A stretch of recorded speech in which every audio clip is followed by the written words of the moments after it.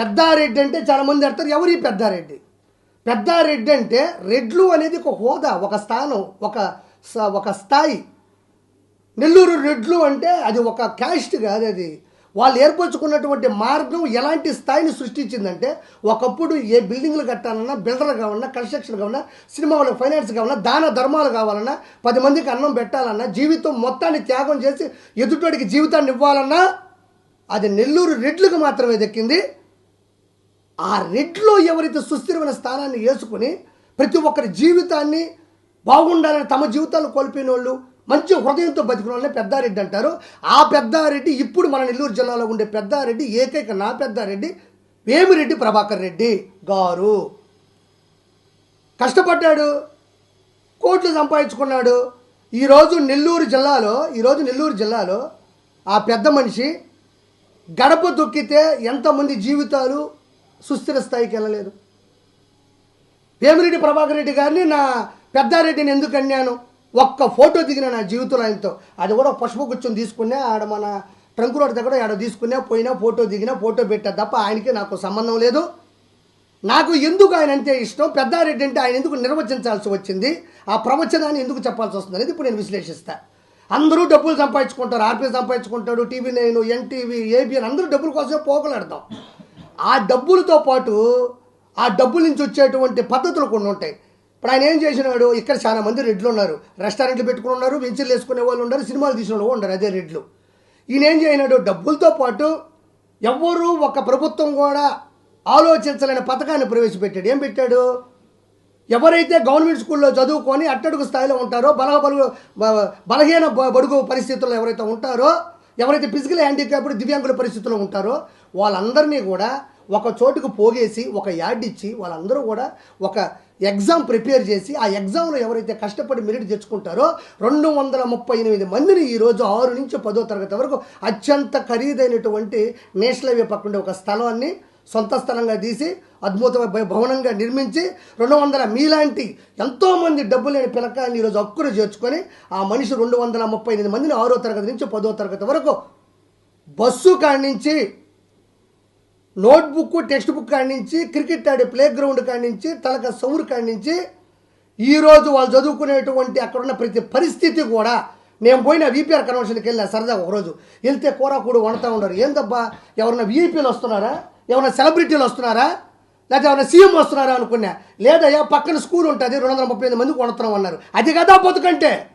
అది పెద్దారెడ్డి మనస్తత్వం. 238 మందిని ఏ మాత్రం చదువుకొని వీలు లేని వాళ్ళని, పరిస్థితి బాగోలేనందరికీ ఒక ఎగ్జామ్ పెట్టి వాళ్ళందరినీ చదివిపీయడంలో ఏమాత్రం కాంప్రమైజ్ కాకుండా 238 మందికి ఒక VPR కన్వెన్షన్లో అతి జాగ్రత్తగా CC కెమెరాల పర్యవేక్షణలో చేతి గ్లౌజులు వేసుకొని బెత్తరపోయినా నేను. ఎందుకంటే వాళ్ళే ఉన్నారు, నేను సరదాగా అటు పోయిన ఏరే వాళ్ళతో ఊరికి చూద్దామని పోతే 238 మందికి వాళ్ళు వండే అన్నం చూస్తే బెత్తరపోతాం మనం. మన ఇళ్ళలో కూడా అంత, నేను సోమాలు వేసినా కూడా అంత నీట్గా క్లియర్గా వండుకొని తెల్లేనేమో అనిపించింది, అంత బాగుంది. ఈరోజు వాళ్ళకి 6 నుంచి 10వ తరగతి మొత్తం ఫ్రీ. అంతే తప్ప ఈ ఎమ్మెల్యే ఫోన్ చేశాడు, ఆ మినిస్టర్ ఫోన్ చేశాడు అని చెప్పేసి రికమెండేషన్గా పిల్లకాయని తీసుకొచ్చి పెట్టే పరిస్థితులు ఆ స్కూల్ లేదు. ఏ ప్రభుత్వం అయినా ఇంతవరకు అలాంటి పథకాన్నే ప్రవేశపెట్టలేకపోయింది. ఏ CM, APM ప్రవేశపెట్టలేనటువంటి ఒక పథకాన్ని మన నెల్లూరు జిల్లాలో ఉండే వేమిరెడ్డి ప్రభాకర్ రెడ్డి గారు ఆ పథకాన్ని ప్రవేశపెడితే దాన్ని కట్టుబడి ఈరోజు పనిచేస్తున్నారు. రెండోది, ఇది విద్య, VPR విద్య, వేమిరెడ్డి ప్రభాకర్ రెడ్డి గారి వైద్య ఉంది. మళ్ళీ పాము కాటు వాళ్ళకి, డయాబెటీస్ పేషెంట్లకి, రక్త పరీక్షలకి, స్కానింగ్ సెంటర్లకి, వాటికి వీటికి కూడా రోజుకు ఒక నర్సు ఉంటుంది, ఒక అంబులెన్స్ ఉంటుంది, ఒక డాక్టర్ ఉంటాడు, ఒక ఆఫీస్ బాయ్ ఉంటాడు. మొత్తానికి ఎంతమంది వస్తే వాళ్ళకి ఫ్రీ. ఆ తర్వాత ఈ పాత నెల్లూరు జిల్లాలో ఉండేటువంటి 10 కాన్స్టిట్యున్సీ 10 నియోజకవర్గాల్లో కూడా వాటర్ ప్లాంట్లు, శుద్ధమైనటువంటి పారిశుద్ధ్యం, నీటు పారుదల. మొన్న నేను ఆర్వేనపాడుకు పోతే ఉందాడ 10 కాన్స్టిట్యున్సీలో కూడా 100కి పైకి కూడా VPR ఫౌండేషన్ ద్వారా ఈరోజు వాటర్ ప్లాంట్స్ పెట్టడం జరిగింది. ఇవన్నీ పెట్టడం వల్ల ఆయనకి ఏం వస్తుంది? ఈరోజు ఆయన అత్యున్నత స్థానంలో ఉన్నాడు, గౌరవప్రదమైనటువంటి రాజ్యసభ సీటు కూడా అనుభవించారు, చక్కని భార్య ఉంది, చక్కని కుటుంబం, చక్కని స్థాయి స్తోమత స్థానం ఉన్న వ్యక్తి. ఇవన్నీ చేయడం వల్ల ఇది రెడ్డి అనే పదానికి నిర్వచించదగ్గటువంటి ఆలోచన విధానం. ఒక పూరి పిల్లకాయల్ని చదివించడం కావచ్చు, నీళ్లు కావచ్చు, తర్వాత వైద్యం కావచ్చు. వాళ్ళ నాన్న ఈరోజు నెల్లూరు జిల్లాలో కుల మతాలకి వర్గాలకి సంబంధం లేకుండా ఫస్ట్ నేను మా ముస్లిం సోదరుల నుంచే స్టార్ట్ చేస్తా. రొట్టెల పండుగకి ఎన్ని కోట్ల రూపాయలు ఇచ్చాడో వాళ్ళకే తెలుసు. క్రిస్టియానిటీ పండుగ వచ్చినప్పుడు ఎన్ని కోట్లు ఇస్తాడో మనకే తెలుసు. లక్ష దీపోత్సవం వెంకటేశ్వర కళ్యాణం జరిగితే అన్లిమిటెడ్. తిరుమలని తలపించే విధంగా ఇక్కడ సెట్ చేసి ఆ మహానుభావుడు అంతమంది చేస్తూ ఉన్నాడంటే నాకు అనిపించింది. ఎందుకు చెప్పాయంటే ఇవన్నీ నేను ఒక లాక్డౌన్లో ఒక యూట్యూబ్లో నెల్లూరులో వేదాయపాలెంలో ఉంటే చూసి నాకు నేనే భావోద్వేగానికి గురి అయిపోయి ఒక వ్యక్తి డబ్బులు ఎంతమందినా సంపాదిస్తారు, ఇలాంటిది ఆలోచించవలసిన అవసరం ఏముంది? దానికి భక్తి మార్గాన్ని చూపిస్తున్నాడు, చదువు మార్గాన్ని, నీటి పారుదల మార్గాన్ని, ప్రతి ఒక్కరి యొక్క పరిస్థితుల్ని గమనించి ఆయన డబ్బుల్ని హెచ్చించి ఆయన ఏ ప్రోగ్రాం చేసినా ఆయన ఉంటాడు.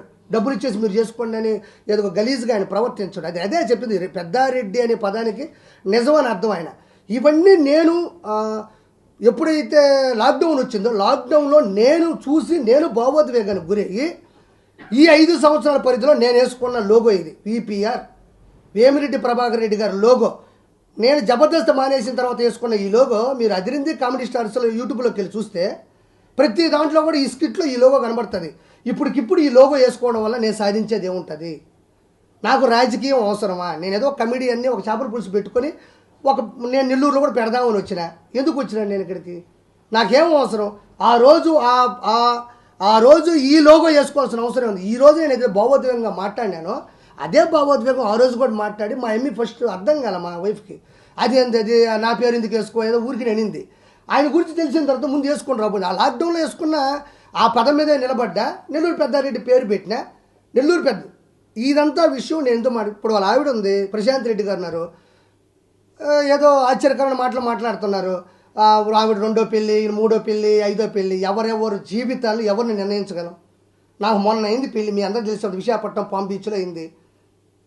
ఎప్పుడు వచ్చినాను నేను ఇండస్ట్రీకి, ఎప్పుడు పెళ్లి చేసుకున్నాను, ఎవరి పెళ్ళిళ్ళు ఎప్పుడైనాయి, ఎవరెప్పుడు పెళ్ళి చేసుకోవాలా, ఎవరిని చేసుకోవాలని ఈ గాడిద నిర్ణయిస్తాడు. ఇటు కోవూరు ప్రసన్న కుమార్ రెడ్డి అనేవాడు ఇందా చెప్పాను కదా, యుద్ధం చేస్తే మగాడికి మధ్య ఉండాలి తప్ప, ఒకవేళ ఆడమనిషికి గొడవ జరిగితే ఆడమనిషికి ఉండాలి తప్ప ఆడవాళ్ళతో సంబంధం లేని రాజకీయ పార్టీలకు ఉండేటి ఈ నెల్లూరులో నల్లపురెడ్డి శ్రీనివాసరెడ్డి గారు కావచ్చు, మాగుంట సుబ్బారెడ్డి గారు కావచ్చు, నిజమల్ జనారెడ్డి గారు, వీళ్ళంతా కూడా చాలా హుందాగా బతికేటోళ్ళు. ఎక్కడ కలిసిన ఆడవాళ్ళు గౌరవించేవాళ్ళు, ఆడవాళ్ళ గురించి మాట్లాడకుండా వెళ్ళే పరిస్థితులు సృష్టించిన వాళ్ళ పిల్లకాయలే వీళ్ళందరూ, బయట వాళ్ళు కూడా కాదు. మళ్ళీ వాళ్ళ ఇష్టము. వేమిరెడ్డి గారు కష్టపడ్డారు, ఇష్టపడి పెళ్లి చేసుకున్నారు. ఈరోజు బాధ్యత నేను సవాలు చెప్తుండా, ఈరోజు పెళ్లి చేసుకున్న మీ పిల్లలకు సంబంధించిన ఫోటోలు మీ ఇంటికి వస్తే తప్ప, మీ ఇంట్లో మజ్జిగ తాగితే తప్ప, మీ ఇంట్లో అన్నం తింటే తప్ప కనబడవు. ఆ మహానుభావుడు ఈ వయసులో కూడా తన భార్యని ప్రతి ఫ్లెక్సీలో పక్కన పెట్టుకొని నా భార్యకి నేను సమానమైన ధర్మం ఇవ్వాలి, నా భార్య నాతో పాటు ఉండాలి, నన్ను నమ్మొచ్చింది, నా భార్య నాతో సమానం, నేను ఏది అనుభవిస్తే నా భార్య అది అనుభవించాలని ఈరోజు నిలబెట్టిన సంస్కారం గాడిదల్లారా. ఆ మనిషిని చూసి నేర్చుకోండి. పోండి. ఈరోజు ప్రశాంత్ రెడ్డి గారు ఆయన లేని ఫోటో ఎక్కడుంది? పోమే, టీ పెట్టుపో, చేపల పులుసు వడ్డించిపో. వాడు వచ్చినాడుడా అన్నం తిన్నారు వాళ్ళ పార్టీ మీటింగ్లకి ఇంట్లో అన్నం వండించేదానికి ఆడవాళ్ళ పరిమితం. ఈ సమాజంలో నా భార్య నాతో పాటు అవునయా కష్టపడ్డాడు, సంపాదించుకున్నాడు, తన భార్యను కోవూరుతో నిలబెడుతున్నాడు, కోవూరులో నిలబెట్టి సొంత డబ్బులు కూడా ఖర్చు పెట్టి ఏకైక ధైర్యం ఉన్న మగాడు వేమిరెడ్డి ప్రభాకర్ రెడ్డి, నా పెద్దారెడ్డి. మీరు వచ్చిన డబ్బుల్ని దొబ్బేసేది కాక వచ్చిన పథకాన్ని దొబ్బేది. ఆయనకి అసలు ఒరిజినల్గా చెప్పాలంటే వేమిరెడ్డి ప్రభాకర్ రెడ్డి గారికి అసలు రాజకీయాలు అవసరం లేదు. అగ్నికి వాయువు తోడుంటే ఆ మంటలు బాగుంటాయని ఆయన ఉన్న డబ్బులకి ప్రభుత్వ అధికార లాంఛనాలతో ఉన్న డబ్బు కూడా బాగుంటే 10 మందిని న్యాయం చేద్దామని వచ్చారు. కోవూరులో నిలబెడితే ప్రశాంత్ రెడ్డి గారిని పంపించారు. దినేష్ రెడ్డి గారు కొంచెం హర్ట్ అయినారు, ఎందుకంటే ఫస్ట్ తిరిగినాడు. వాళ్ళు మాట్లాడుకున్నారు, అందరూ సంతోషంగా ఫీల్ అయినారు. ఈరోజు దినేష్ రెడ్డి గారు, పోలవరెడ్డి శ్రీనివాసరెడ్డి కూడా ఆయనతో పాటు పరిగెడుతున్నాడు. మనకేంటి నొప్పి? కోవూరులో ఆవిడ ఉంటే బెటరే ఉంది, బెస్ట్ ఉంటే వాళ్ళది దాంట్లో తప్పే ఉంది. మా అమ్మకు 3 పిల్లకాయలు పెడితే మేమందరం చేపల పులుసులు పెట్టామా? ఒకరే ఎమ్మెల్యేగా నిలబెడతారు, అపోజిషన్లో ఇంకోటి నిలబెడతారు. ఆ మనిషి మాట్లాడే మాటలు చూస్తే నాకు అంత ఇబ్బందిగా అనిపించింది. కోవూరులో నిలబడ్డ వేమిరెడ్డి ప్రభాకర్ రెడ్డి, మొన్నటిదాకా ఆది దంపతులు, నా తల్లిదండ్రులు, నువ్వు వైసీపీ నుంచి టీడీపీకి వెళ్ళామన్నాడు. ఇతను టీడీపీ లేడా? ఆ రోజు లేడా? ప్రసన్న కుమార్ రెడ్డి అనే వ్యక్తి టీడీపీలో ఉండే కదా వైఎస్ఆర్సీపీకి వెళ్ళాడు. అది ఎక్కడ మర్చిపోయినావు ఆ పద్ధతి? నువ్వు ఎక్కడ మర్చిపోయినావు ఆ పద్ధతి? ఆ పాడు నీ నోటుకు వచ్చి నువ్వు వస్తావు, నువ్వు గాడిద మొహం కొట్టేసుకొని ఏడ మర్చిపోయినావు నువ్వు? ఒక ఆడమనిషి మహిళా విభాగంలో ఉండే ఒక మనిషి కోవూరు, నీకు దమ్ము ఉంటే వేమిరెడ్డి ప్రభాకర్ రెడ్డి గారు చేసిన అవినీతి గురించి మాట్లాడు. ఏమిరెడ్డి ప్రభాకర్ రెడ్డి గారు మాట్లాడిన చీటింగ్ గురించి మాట్లాడు. ఏమిరెడ్డి ప్రభాకర్ గారు కబ్జా చేసిన పొలాలు ఏమన్నా ఉంటే వాటి గురించి మాట్లాడు. వేమిరెడ్డి ప్రభాకర్ గారు ఎవరినన్నా తప్పుడుగా అవి మాట్లాడు. అంతేగాని ఈ టైంలో పెళ్లి చేసుకున్నారు, రెండో పెళ్లి చేసుకున్నారు, మూడో పెళ్లి, నిత్య పెళ్లి కొడుకు అన్నాడబ్బా ఆ మనిషి. నిత్య అన్నదానం అంటే ఏంది? ప్రతిరోజు జరిగేదాన్ని నిత్య అన్నదానం అంటారు. నిత్య అవసర వస్తువులు అంటే ఏంటి? ప్రతిరోజు అవసర వస్తువులు అంటే నిత్య అంటే ఒక పెళ్లి చేసుకుంటే నిత్య నిత్య పెళ్లి కొడుకు అంటే అప్పుడు జనాలందరూ వామ్మో వేమిరెడ్డి ప్రభాకర్ రెడ్డి గారు ఇలాంటోడా అని అనుకుంటారని ఇతను ఒక హిప్నోటిజం సైకలాజికల్గా క్రియేట్ చేద్దాం అనుకున్నారు. నిత్య పెళ్లి కొడుకు అంటే ఏంది? ప్రతిరోజు ఒక పెళ్లి చేసుకోవాలి. ఏ వీళ్ళందరూ ఆడిపోయినారు? లేకపోతే నువ్వు ఇచ్చి పెళ్లి చేసావా? లేకపోతే నువ్వేమన్నా బ్రోకర్వా? నువ్వు పెళ్ళిళ్ళు చేసావా? లేకపోతే నువ్వు పెళ్ళిళ్ళు బ్రోకర్వా? పెళ్ళిళ్ళు బ్రోకర్లు తప్పేం కదా, అందరూ అదే అంటారు. మధ్యవర్తిని బ్రోకర్ అంటారు, తప్పే ఉంది. నువ్వేమన్నా పెళ్ళిళ్ళు చేసావా? ఇవన్నీ ఎగిరిపోయినాయి గాలిలో. ఆయన ఇష్టపడ్డాడు, కష్టపడ్డాడు, ఆయన సతీమణిగా తీసుకున్నాడు. సమానమైనటువంటి ఈరోజు ఆలోచనలతో వాళ్ళిద్దరూ చూడముచ్చని జంటగా ఉన్నారు. అది కదా బతుకంటే. ఎదురోళ్ళ ఆడవాళ్ళతో మాట్లాడడం వల్ల నీకు దమ్ము ఉంటే అవినీతి ఏం చేశారు, అరాచకం ఏం చేశారు, కీడేం చేశారు, కబ్జా ఏమన్నా పొలాలు చేశారా, ఎవరన్నా మర్డర్ చేసి మానభంగం చేశారా, వీటిని వెలుగులోకి తీసుకురా.